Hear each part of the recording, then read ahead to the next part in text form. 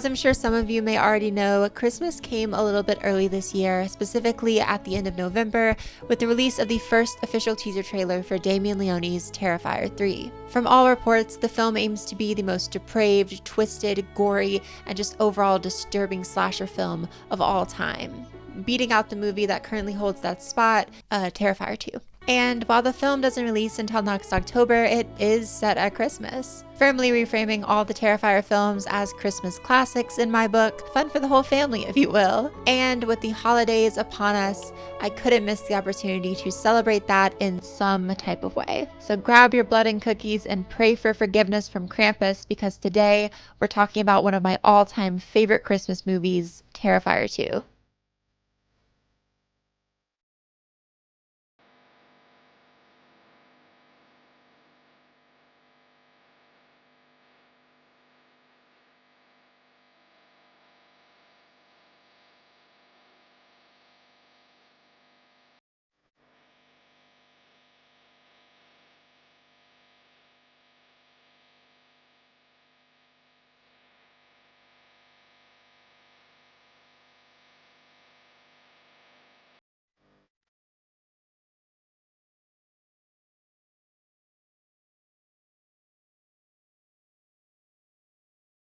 And to all a good night.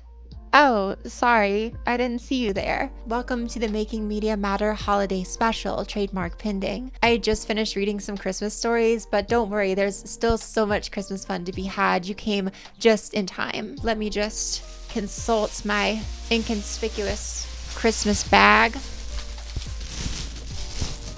Let's see.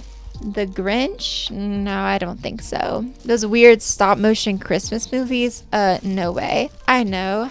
How about this?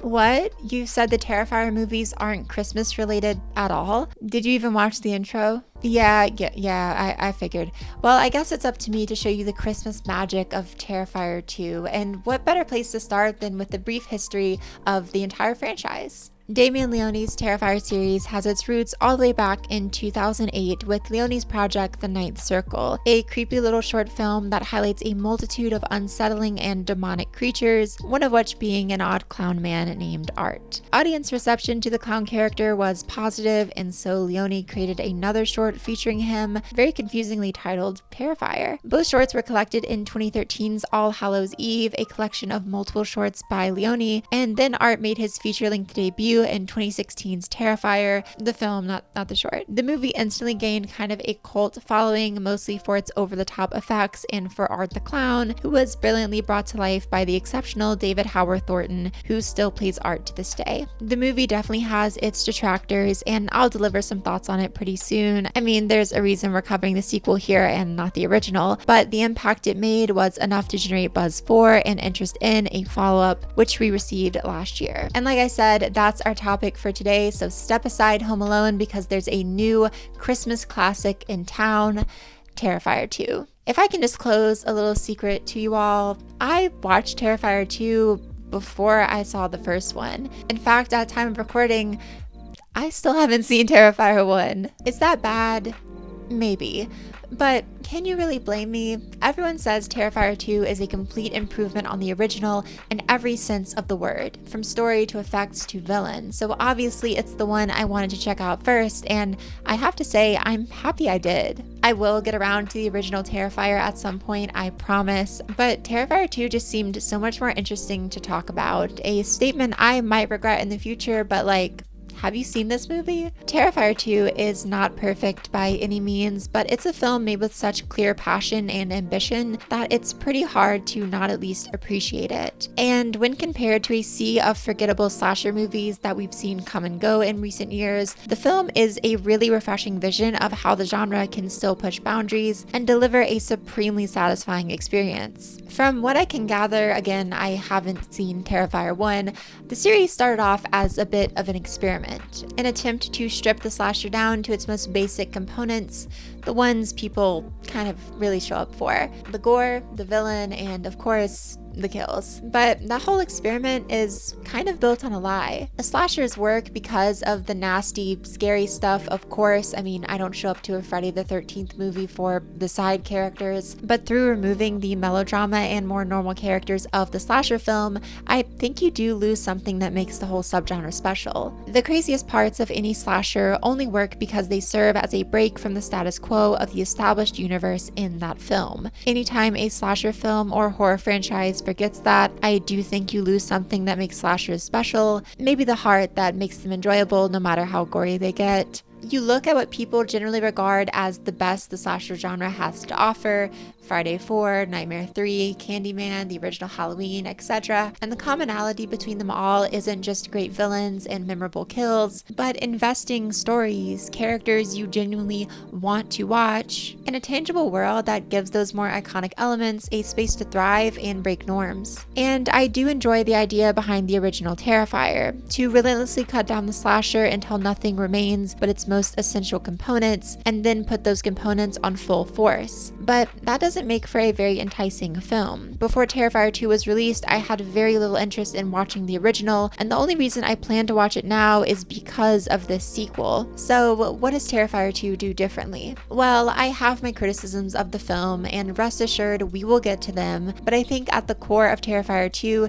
is possibly the greatest distillment of the slasher film we've ever received. Not the greatest slasher film of all time, but possibly the most slasheriest. And for that, I kind of love it. If the first Terrifier represents stripping down this subgenre and then amplifying what's left over, Terrifier 2 represents taking every component of the genre and dialing it all up to 11. We get everything you might expect from a slasher here: an iconic villain, inventive and gory deaths, a strong female lead surrounded by a pretty forgettable cast who are picked off one by one, some supernatural elements, some grounded elements, weird, mystical, and unexplained lore, a holiday setting, a big third act showdown with the villain, his death, his inevitable resurrection after that death. Like, what more could you ask for? And all of it is so over the top. I do want to avoid just summarizing this film because it's absolutely one I would encourage you all to go out and watch for yourselves, but I do think a short recap of the movie would be very useful before I dive into specifics. Here we get a plot that evenly splits itself between Art and our new final girl for the Terrifier series, Sienna Shaw. Sienna is a high schooler, I think, reeling from the recent loss of her father and grappling with family life as best she can. One day, she's greeted by Art in a nightmare, thus setting her on a collision course with the evil clown. Art, having been seemingly ended in the last film, is of course resurrected at the start of this one, allowing him to go on a mission of terror where he picks off Sienna's friends, stalks her and her family in some supremely creepy scenes, and eventually faces off with our leading lady in a big final fight, which of course takes place inside a carnival. It's a pretty standard story of horror villain and final girl resolving in an equally standard way, with Sienna beheading Art and saving the life of her younger brother, freeing the pair to return home while Art preps for Terrifier 3 in the post-credit scene. And when I say this kind of narrative is somewhat basic for the genre,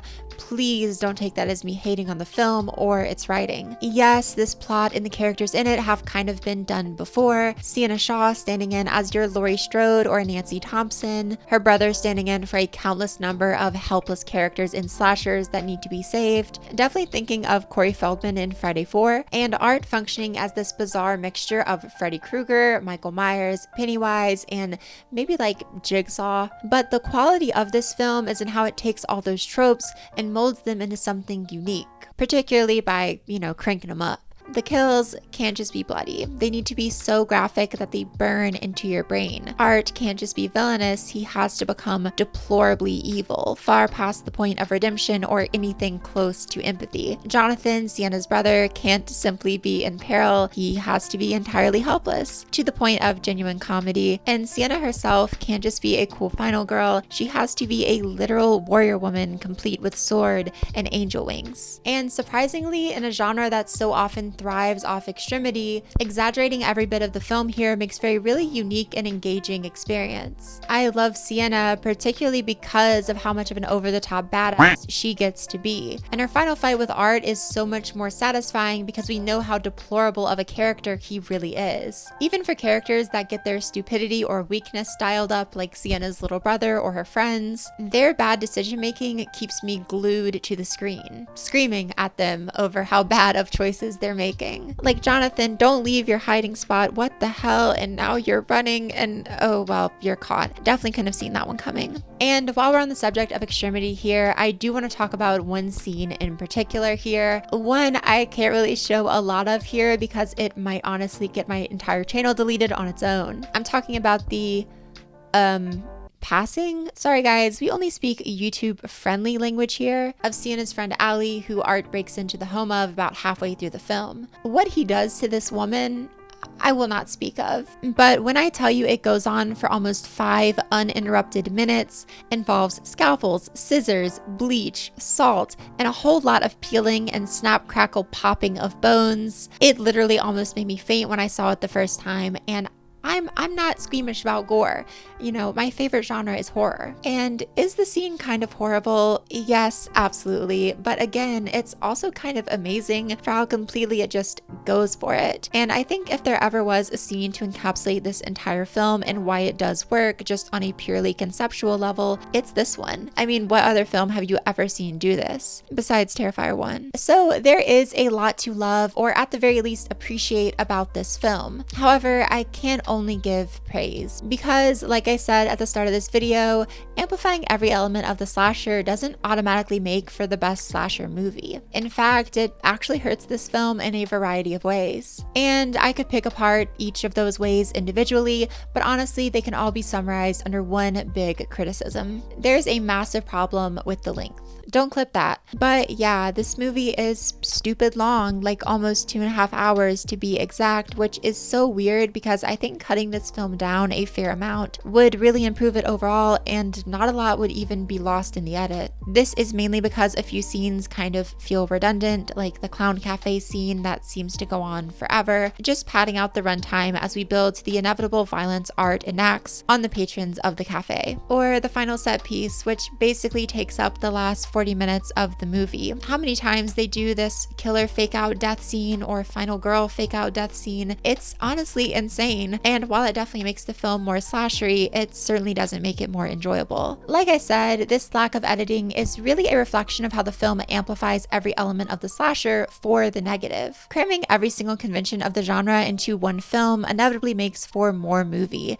And I think Terrifier 2 generally struggles to support itself under the weight of its own bloat. Like, I enjoy Sienna's story and Art's shenanigans, but I don't know if I enjoy like Godfather level links of it. And the extended runtime has ripple effects across the whole film. The lore becomes boring once you start kind of waiting for the next set piece. I lose interest in character drama as the movie drags. The creative ideas on display feel a bit milked for everything they have, and so on. And while the editing is certainly an issue for me, I definitely wouldn't say it outweighs all the fun I have with this movie. Terrifier 2 is a great time, made with such a passion for horror that it's almost impossible to hate on. And while it can be excessive in the wrong ways, it more often is excessive in all the right ones. I am not the first person to say this, but for my generation at least, who've grown up with slashers being relatively normalized, Terrifier 2 feels like it puts the bite back in the genre. These movies are shocking and visceral, and while many films like that can come off as simply exploitative, cough cough, Terrifier 1, I think Terrifier 2 does an excellent job of striking this balance between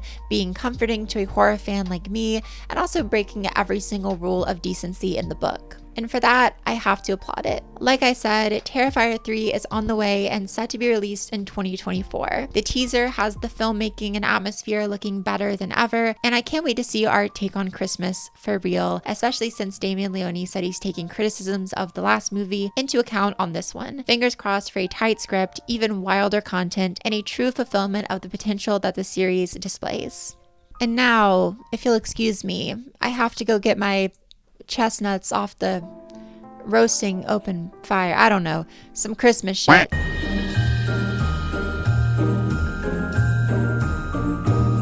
Well guys, as always, thank you for watching. I really do hope this kind of scratched that horror itch for those who have been a little bit disappointed seeing me only cover animated content these past few months. But yeah, this was just more of a chill video to hopefully close out the year in a fun way. I hope you all got something out of it, and I probably have some type of channel update video that just came out if you're interested in learning more about where my channel is going to be going in 2024. As always, thank y'all so much for the support. This has been in some ways the best year of my life and in other ways the worst, but making content for such an amazing fan base has definitely been one of the most incredible parts, and honestly, it's helped to keep me grounded through all of it. You guys already know the best way to support me is on Patreon. Helps the channel out, all that good stuff. I love my patrons. They all deserve a shout out here, especially those in the shout out tiers. So special thanks to Flannel Couch, IT Otis, Anya May, Robin, Onyx, Sophie Villarot, Alex Mirabal, and Grace. And as always, I have been Ellie. You have been hopefully festive. And until next time, bye. Real quick before you go, the shirt I'm wearing in this video, I'm not affiliated with TerraThreads, but I got it from TerraThreads. I'll link them in the description. You know, it's art decorating the Christmas tree with some viscera and gore. Can't really wear it in public, but you know, I want to get it for this video and also just have, it's cool. But yeah, just want to say that. Bye guys.